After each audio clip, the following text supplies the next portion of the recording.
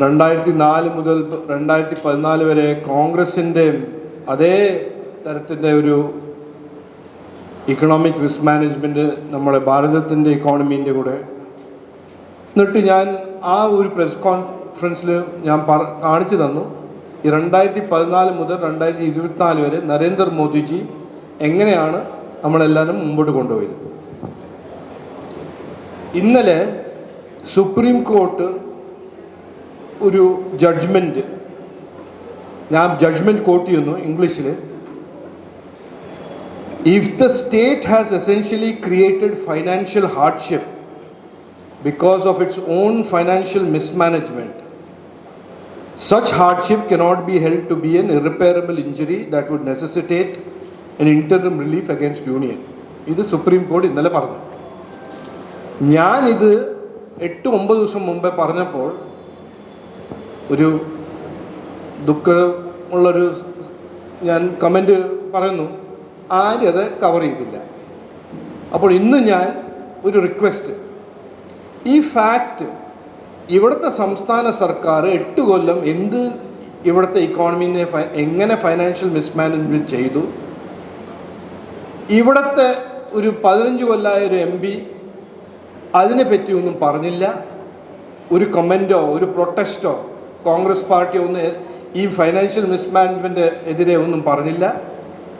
എന്നിട്ട് ഇന്ന് ഇവിടെ കാണുന്ന വികസനം എല്ലാം നരേന്ദ്രമോദിജി ഗവൺമെൻറ് ചെയ്ത പണികളാണ്. എന്നിട്ട് അതിൻ്റെ ക്രെഡിറ്റ് ചിലരെടുക്കാൻ ആഗ്രഹിക്കുന്നു. അതൊരു background.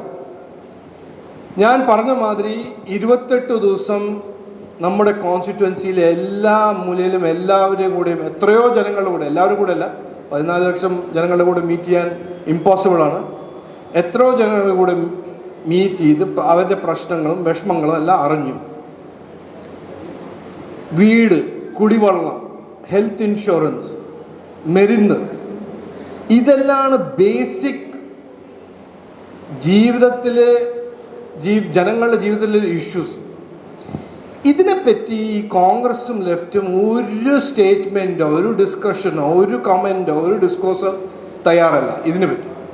But SDPI, CAA, Manipur, beef, ഇതാണ് ഇവരുടെ പ്രയോറിറ്റി. ഇവരുടെ രാഷ്ട്രീയം ഈ ബേസിസിൽ അവർ ജനങ്ങളെ വിഡ്ഢിയാക്കാൻ ശ്രമിക്കുന്നു. ഞാൻ ഇന്ന് ഒരു 4 സ്ലൈഡ് കൊണ്ട് നരേന്ദ്രമോദി ചെയ്ത തിരുവനന്തപുരത്തിന് വേണ്ടി, കേരളയ്ക്ക് വേണ്ടി വീട്, കുടിവെള്ളം, മരുന്ന്, ഇൻഷുറൻസിനെ പറ്റി വെക്കാൻ ആഗ്രഹിക്കുന്നു. എനിക്ക് ഒരു റിക്വസ്റ്റ് ഉണ്ട്. ഇതങ്ങനെ ഒരു എക്സൈറ്റിംഗ് ടോപ്പിക് അല്ലെങ്കിലും ജനങ്ങൾക്ക് ഇത് വലിയൊരു ഇമ്പോർട്ടൻ്റ് ടോപ്പിക്കാണ്. ഇതൊന്ന് കാണിക്കണം, ഇതൊന്ന് കൺവേ ചെയ്യണം എന്ന് ഞാൻ ആഗ്രഹിക്കുന്നു. മത്സരം തുടങ്ങിയ സമയത്ത് ഞാനൊരു പുരോഗതിയും വികസനത്തിൻ്റെ ഒരു നെറേറ്റീവും തിരുവനന്തപുരത്തിന് മുമ്പോട്ട് കൊണ്ടുപോകാൻ ഇവിടെ ഒരു മാറ്റം വേണം അത് പറയുമ്പോൾ പെട്ടെന്ന് ഇവിടുത്തെ ഇൻകംബൻ്റ് MPയും പണ്ടുള്ള MPയും നമ്മുടെ നരേന്ദ്രമോദി ചെയ്ത എല്ലാ പ്രോജക്റ്റിൻ്റെ ക്രെഡിറ്റ് എടുക്കാനും, ഞാനില്ലെങ്കിൽ ഈ ഹൈവേ ബൈപ്പാസ് വരില്ല, ഞാൻ ഉണ്ടെങ്കിൽ ഇത് വരില്ല, അങ്ങനെയാണ് അവരുടെ ഒരു ക്രെഡിറ്റ് എടുക്കുന്ന ഒരു സംവിധാനം. ഞാൻ ഇന്ന് കാണിക്കുന്നത് ശരിക്കും ഇവിടെ എന്തെല്ലാം നരേന്ദ്രമോദി ചെയ്തിട്ടുണ്ട്. നരേന്ദ്രമോദിൻ്റെ സർക്കാരല്ല, നരേന്ദ്രമോദിജീൻ്റെ MP അല്ല, ജനങ്ങളുടെ ബേസിക് നീഡ്സ് അദ്ദേഹത്തിൻ്റെ സർക്കാർ എന്തെല്ലാം ചെയ്തു, എന്തെല്ലാം ചെയ്യാൻ പോകുന്നുണ്ട്. ഫസ്റ്റ് ലൈൻ വീട്.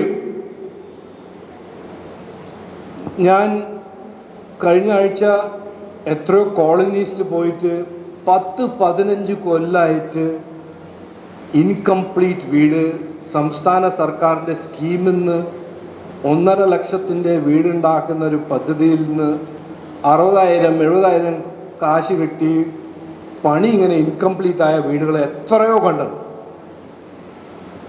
വീടിൽ റൂഫില്ല, വാളില്ല, ഇൻകംപ്ലീറ്റ് ആണ്, വെള്ളമില്ല, സോളിഡ് വേസ്റ്റ് മാനേജ്മെന്റ് ഇല്ല.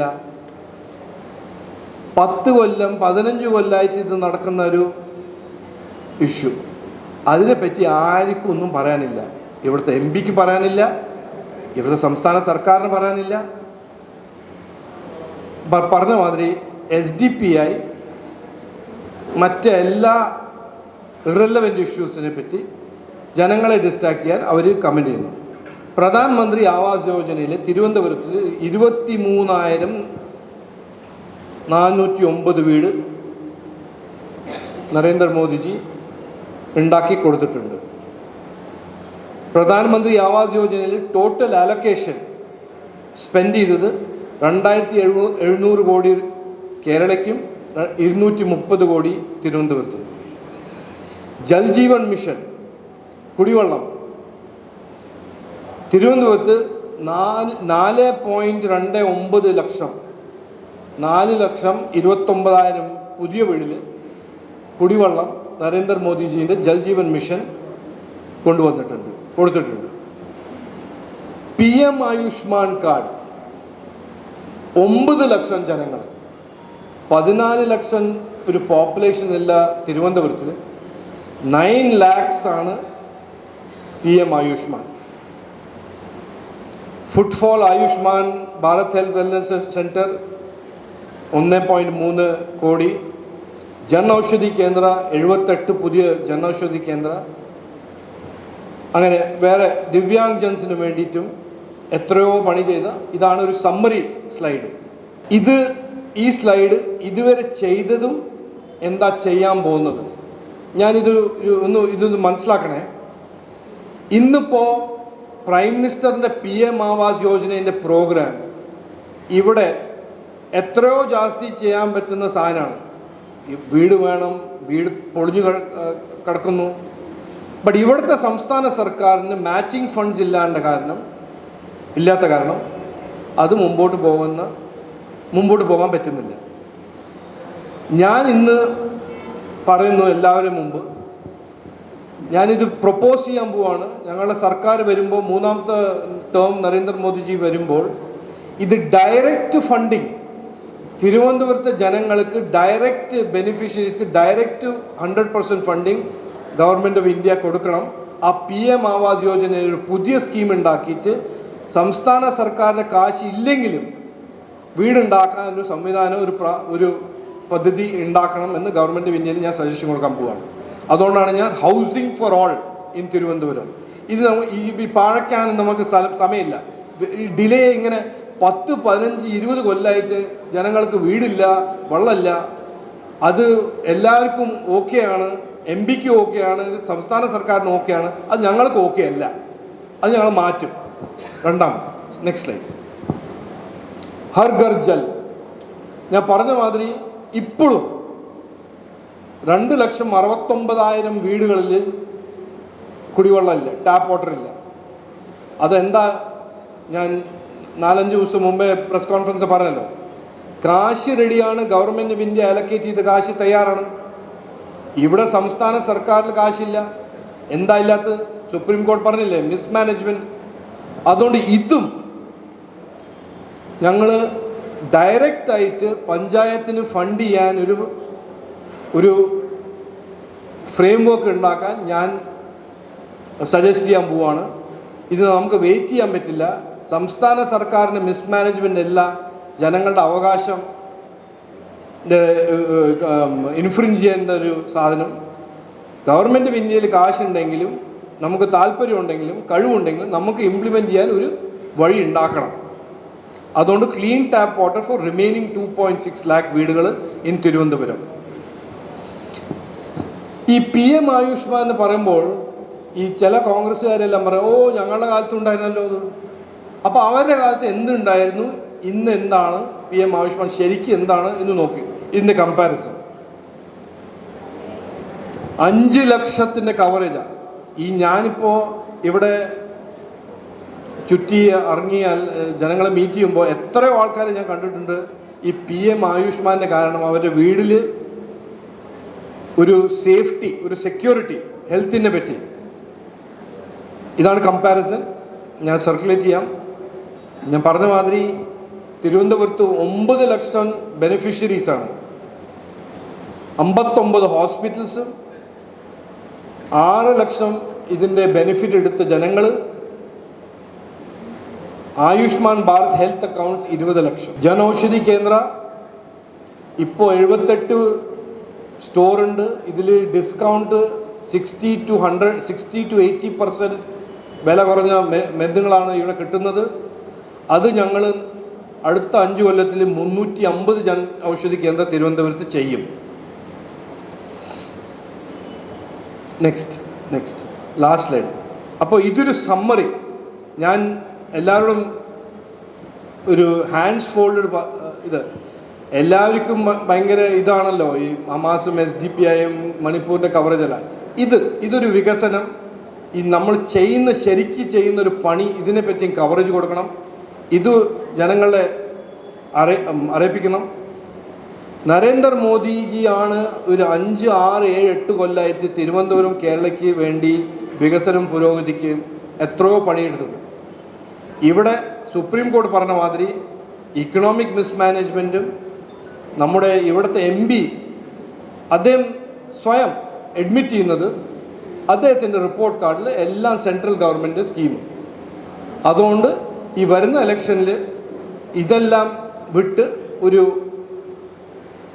BJPൻ്റെ MP ആയ ഒരു മിനിസ്റ്റർ ആയാൽ നമുക്ക് ഇതുമാതിരി തന്നെ എത്രയോ പണി ചെയ്യാൻ ഇവിടെ ഒരു കഴിവുണ്ടാവും, ഒരു പോസിബിലിറ്റി ഉണ്ടാവും എന്ന് പറഞ്ഞ് ഞാൻ വാക്ക് ചുരുക്കുന്നു. ഇപ്പോൾ വാർത്താ സമ്മേളനം അവസാനിക്കുകയാണ്. അതിനു മുമ്പ് ചോദ്യം. ശശി തരൂർ MP BJPയിലേക്ക് വരാനും BJPയുടെ സ്ഥാനാർത്ഥിയാകാനുള്ള ശ്രമം നടത്തിയിരുന്നു എന്ന തരത്തിലൊരു വാർത്ത വരുന്നു. ഈ തെരഞ്ഞെടുപ്പ് പ്രഖ്യാപിക്കുന്നതിന് തൊട്ടു മുമ്പും അദ്ദേഹം BJPയിലേക്ക് വരാൻ സന്നദ്ധത പ്രകടിപ്പിച്ചിരുന്നു എന്നാണ് മനസ്സിലാക്കാൻ സാധിച്ചത്. ആ വിഷയവുമായി ബന്ധപ്പെട്ട് എന്താണ് പറയുന്നത്? അത് ഞാൻ പറഞ്ഞത് അത് ശരിയാവില്ല. അദ്ദേഹം തന്നെ ക്ലാരിഫൈ ചെയ്തോട്ടത്, ഞാൻ പറയാൻ പോകുന്നില്ല അതിന്. അപ്പോൾ 2 കാര്യങ്ങൾ കൂടി. ഒന്ന്, രാജീവേട്ടനും അതുപോലെ തങ്കമണി ദിവാകരൻ അവർകളും പറഞ്ഞു SDPIയുടെ പിന്തുണ UDFന് കൊടുത്തിരിക്കുകയാണ്. ശ്രീ MM ഹസനെ കോൺഗ്രസിൻ്റെ KPC പ്രസിഡന്റ് ചുമതല കൊടുത്തു എന്നാണ് വാർത്തകളിൽ നിന്ന് മനസ്സിലാകുന്നത്. അപ്പോൾ തിരുവനന്തപുരത്തെ സ്ഥാനാർത്ഥി ഉൾപ്പെടെ SDPIയുടെ പിന്തുണ സ്വീകരിക്കുന്നുണ്ടോ ഇല്ലയോ അത് വ്യക്തമാക്കണം. ഇസ്രായേൽ യുദ്ധത്തിൻ്റെയൊക്കെ പശ്ചാത്തലത്തിൽ വളരെ സജീവമായിട്ട് രാഷ്ട്രീയ വിഷയങ്ങൾ ചർച്ച ചെയ്യുന്ന നാടാണ് കേരളം. തിരുവനന്തപുരത്തെ സ്ഥാനാർത്ഥിയും UDFും SDPI പിന്തുണ ഞങ്ങൾ സ്വീകരിക്കുന്നു, അല്ലെങ്കിൽ ഞങ്ങൾക്ക് SDPIയുടെ പിന്തുണ ആവശ്യമില്ല എന്ന നിലപാട് വ്യക്തമാക്കണം. SDPI പിന്തുണ കൊടുക്കുന്നതിന് വളരെ വലിയ വിലയാണ് ആ പിന്തുണ സ്വീകരിച്ചവരൊക്കെ കൊടുക്കേണ്ടി വന്നിട്ടുള്ളത്. നേമത്ത് BJPയെ പരാജയപ്പെടുത്താൻ വേണ്ടി SDPI പരസ്യമായിട്ട് പോപ്പുലർ ഫ്രണ്ട് SDPIയും അന്ന് മത്സരിച്ച LDF സ്ഥാനാർത്ഥിക്ക് ശിവൻകുട്ടിക്ക് കൊടുത്തതുകൊണ്ടാണ് കേരളം പിന്നീട് പോപ്പുലർ ഫ്രണ്ടിനും SDPIക്ക് മുന്നിൽ പല കാര്യങ്ങളിലും കീഴടങ്ങേണ്ടി വന്നിട്ടുള്ളത്. ഇവിടെ SDPI വളരെ പരസ്യമായി പോപ്പുലർ ഫ്രണ്ടിൻ്റെ പിന്തുണയോടെ പ്രവർത്തിക്കുന്ന SDPI നിരോധനത്തിന് മുമ്പ് പോപ്പുലർ ഫ്രണ്ട് പിന്തുണയോടെ പ്രവർത്തിച്ചിരുന്ന, ഇപ്പോൾ പോപ്പുലർ ഫ്രണ്ടിലെ അറസ്റ്റ് ചെയ്യപ്പെടാത്ത മുഴുവൻ പ്രവർത്തനം ചേക്കേറിയിരിക്കുന്നത് SDPIയിലും DYFIയിലുമാണ്. ആ SDPI പരസ്യമായിട്ട് ഒരു പാർലമെന്റ് തെരഞ്ഞെടുപ്പിൽ UDFന് പിന്തുണ കൊടുക്കുമ്പോൾ തിരുവനന്തപുരത്തെ സ്ഥാനാർത്ഥി ഉൾപ്പെടെ അതിന് ഇരുകൈയും നീട്ടി സ്വീകരിക്കുന്നുണ്ടോ? ഇസ്രായേൽ യുദ്ധത്തിൻ്റെയൊക്കെ പശ്ചാത്തലത്തിൽ ന്യൂനപക്ഷ സമൂഹത്തിൽപ്പെട്ട പല വിഭാഗങ്ങളും ആശങ്കയോടെ ജീവിക്കുന്ന ഘട്ടത്തിൽ UDF സ്ഥാനാർത്ഥി നയം വ്യക്തമാക്കണമെന്നാണ് BJPക്ക് പറയാനുള്ളത്. മറ്റൊരു കാര്യം കൂടി, സ്മാർട്ട് സിറ്റി ശ്രീ രാജീവ് ചന്ദ്രശേഖർ പരാമർശിച്ചു. 2015 1000 കോടി രൂപ കേന്ദ്ര സർക്കാർ സ്മാർട്ട് സിറ്റി പദ്ധതിയിൽ ഉൾപ്പെടുത്തി തിരുവനന്തപുരത്തിന് കൊടുത്തത്. മറ്റുള്ള നഗരങ്ങളൊക്കെ തന്നെ സമയബന്ധിതമായി ആ പദ്ധതി പൂർത്തിയാക്കി അടുത്ത പദ്ധതിയിലേക്കും കടന്നപ്പോൾ 8-9 വർഷം പൂർത്തിയാക്കുമ്പോൾ തിരുവനന്തപുരം നഗരസഭ അതിൽ മുടങ്ങുകയാണ്. ശ്രീ രാജീവ് ചന്ദ്രശേഖർ തിരുവനന്തപുരത്ത് വന്ന ആദ്യ ദിവസങ്ങളിൽ തന്നെ തിരുവനന്തപുരത്തെ ജനങ്ങൾ ഈ റോഡ് മുഴുവനും ജനങ്ങളെ ബന്ദിയാക്കിക്കൊണ്ടുള്ള ഈ സ്മാർട്ട് സിറ്റി പണി അത് വേഗത്തിലാക്കണമെന്ന് അദ്ദേഹത്തെ ബന്ധപ്പെട്ടിരുന്നു. അദ്ദേഹം അന്ന് തന്നെ ഉദ്യോഗസ്ഥന്മാരുമായിട്ടൊക്കെ സംസാരിച്ചിരുന്നു. അപ്പോൾ മാർച്ച് 31 കൊണ്ട് എല്ലാം പരിഹരിക്കുമെന്നാണ് അവർ പറഞ്ഞിരുന്നത്. മാർച്ച് 31 കഴിയുമ്പോഴും തിരുവനന്തപുരത്ത് ഏറെക്കുറെ എല്ലാ റോഡുകളും അടച്ചിട്ടിരിക്കുകയാണ്, കുഴിച്ചിട്ടിരിക്കുകയാണ്. മാസങ്ങളെടുത്താലും അത് കഴിയുകയില്ല. അതുകൊണ്ട് മാർച്ച് 31 വരെ അദ്ദേഹം ആ വിഷയത്തിൽ ഉദ്യോഗസ്ഥന്മാരുമായിട്ട് ബന്ധപ്പെട്ട് കാത്തിരുന്നു. അത് തീരാത്ത പശ്ചാത്തലത്തിൽ ഇപ്പോൾ അദ്ദേഹം തിരുവനന്തപുരം കോർപ്പറേഷനിലെ കൗൺസിലർമാരോടൊപ്പം റോഡ് ബ്ലോക്ക് ചെയ്തിട്ടിരിക്കുന്ന പ്രദേശങ്ങൾ സന്ദർശിക്കുകയാണ്. വഴുതക്കാട് ശ്രീമൂലം ക്ലബിൻ്റെ ഭാഗത്തേക്കാണ് ആദ്യം പോകുന്നത്. മാധ്യമപ്രവർത്തകർക്ക് അവിടെ വരണം. ഇന്നു മുതൽ തിരുവനന്തപുരത്തെ നഗരങ്ങളെ ബന്ദിയാക്കിക്കൊണ്ടുള്ള സ്മാർട്ട് സിറ്റി പണി വേഗത്തിൽ പൂർത്തിയാക്കണം എന്നുള്ള വിഷയത്തിൽ അദ്ദേഹം നേരിട്ട് ഇടപെട്ടുകൊണ്ട് തെരുവിലേക്ക് വരികയാണ്. ഈ പത്രസമ്മേളനം കഴിഞ്ഞ് നേരെ അദ്ദേഹം വഴുതക്കാട് ഭാഗത്തേക്കാണ് പോകണം.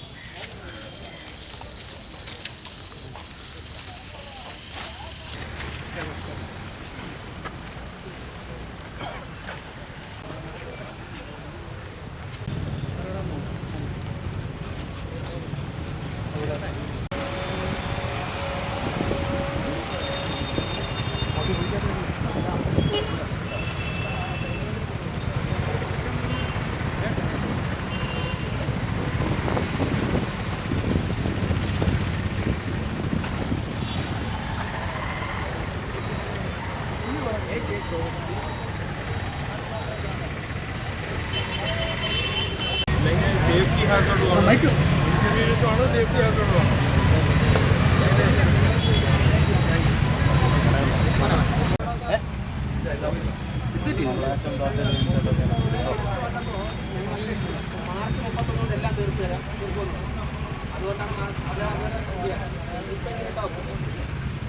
ഞാൻ പറഞ്ഞിട്ടുണ്ട് ഓവർ ഫുഡിങ് ചെയ്യണം, അല്ലെങ്കിൽ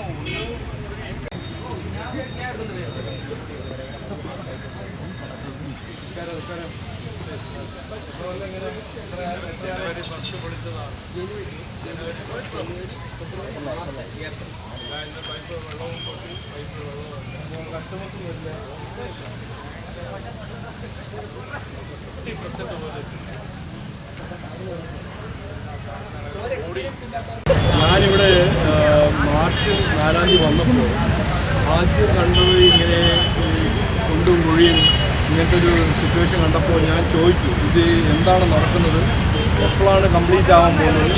അപ്പോൾ എന്നോട് പറഞ്ഞത് ഇങ്ങനെ ഇവിടുത്തെ മിനിസ്റ്റർ, സംസ്ഥാന സർക്കാരിൻ്റെ മിനിസ്റ്റർ പറഞ്ഞിട്ടുണ്ട് 31-ാം തീയതി മാർച്ച് വരെ തീരും, ഇത് കഴിയും.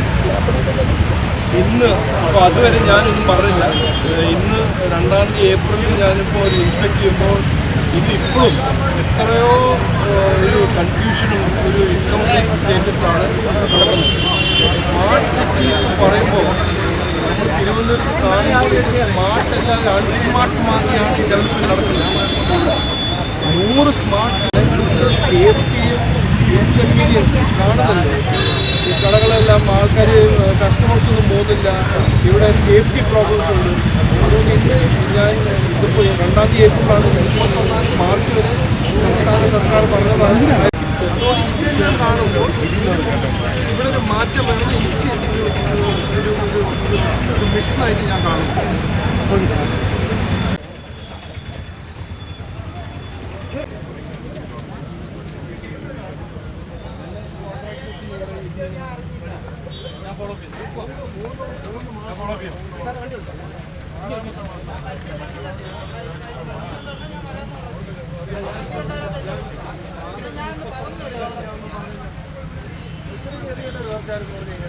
ഫ്രണ്ടിൽ ചെയ്യുന്ന പറഞ്ഞാൽ 2-ാം തീയതി ഏപ്രിലല്ലേ ഇങ്ങനെയാണോ?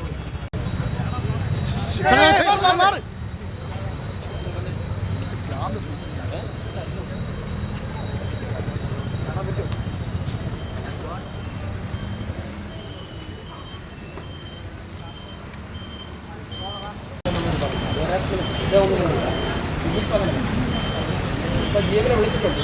ഇത് ഒരു എക്സ്പീരിയൻസ് ഇല്ലാത്ത കോൺട്രാക്ടർമാരെ കൊടുത്തു, അവരാദ്യം കുറേ സൂക്ഷിച്ച് പോയി. ഞാൻ ഓവർ ഫുഡിങ്ങിൽ എടുക്കാൻ പറഞ്ഞിട്ടുണ്ട്, ഞാൻ ഫോളോ ചെയ്യാം. എല്ലാവരും ജയിക്കും. നമസ്കാരം.